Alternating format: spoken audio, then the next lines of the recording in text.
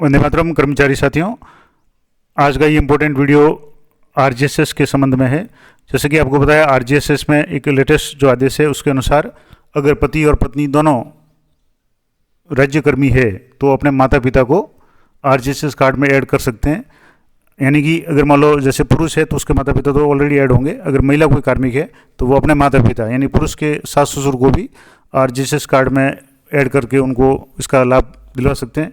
अब इसके लिए जो समस्या टेक्निकल प्रॉब्लम आ रही है, पहले तो मैं आपको बता दूं।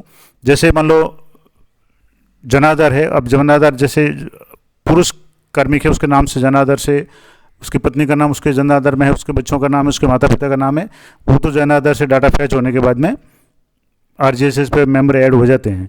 लेकिन उसके सास ससुर यानी पत्नी के माता पिता पुरुष के जनाधार में ऐड नहीं होते हैं।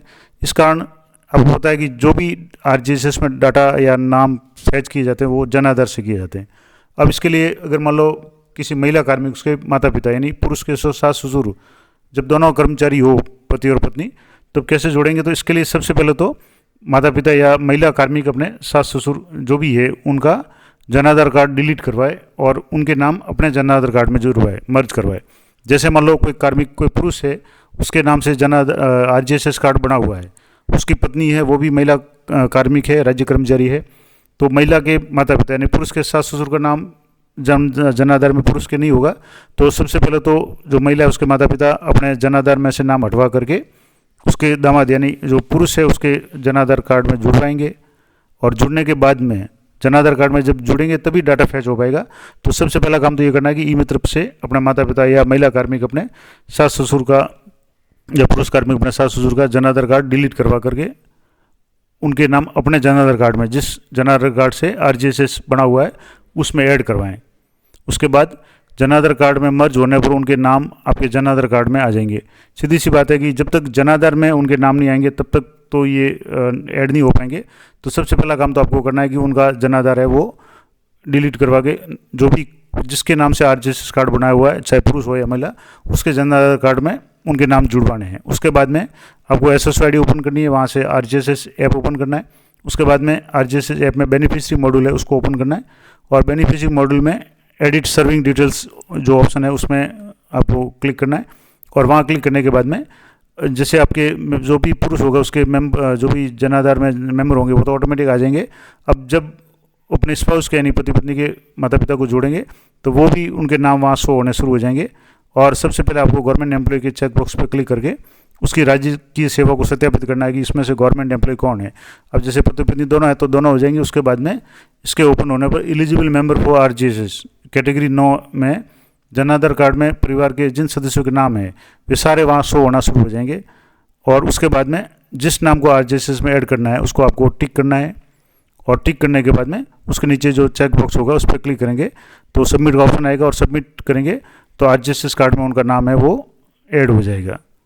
अब एक इम्पोर्टेंट जो बात की गई है कि पति पत्नी दोनों राज्यकर्मी होने पर आरजीएसएस के एडिट मॉड्यूल में जाकर अपने स्पाउस को राज्यकर्मी सत्यापित करते हुए यानी पहले तो स्पाउस को राज्यकर्मी सत्यापित करना पड़ेगा। यानी जैसे पुरुष है तो वो अगर उसके कार्ड से आरजीएसएस बना हुआ है तो महिला कार्मिक है उसको भी राज्य कर्मचारी सत्यापित करना पड़ेगा, तभी वो अपने स्पाउस मदर और स्पाउस फादर के नाम से अपने सास ससुर या माता पिता को उसमें ऐड कर सकते हैं।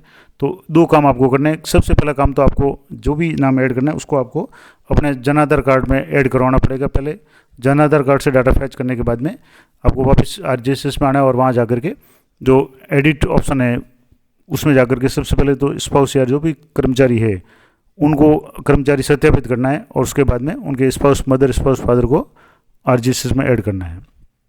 अब एक इम्पॉर्टेंट बात और, अगर कोई महिला कार्मिक का पति राज्यकर्मी नहीं है तो महिला अपने सास ससुर का नाम आरजीएसएस कार्ड में दर्ज नहीं करवा सकती, यानी अपने माता पिता का नाम दर्ज करवा सकती है। अगर महिला कार्मिक है तो अपने माता पिता का नाम दर्ज करवा सकती है, पुरुष कार्मिक है तो अपने माता पिता का नाम दर्ज करवा सकते हैं और दोनों कार्मिक है तो अपने माता पिता का नाम दर्ज करवा सकेंगे। यानी पुरुष है तो उसके सास ससुर का नाम भी उसमें आएगा जब उसकी पत्नी कर्मचारी है।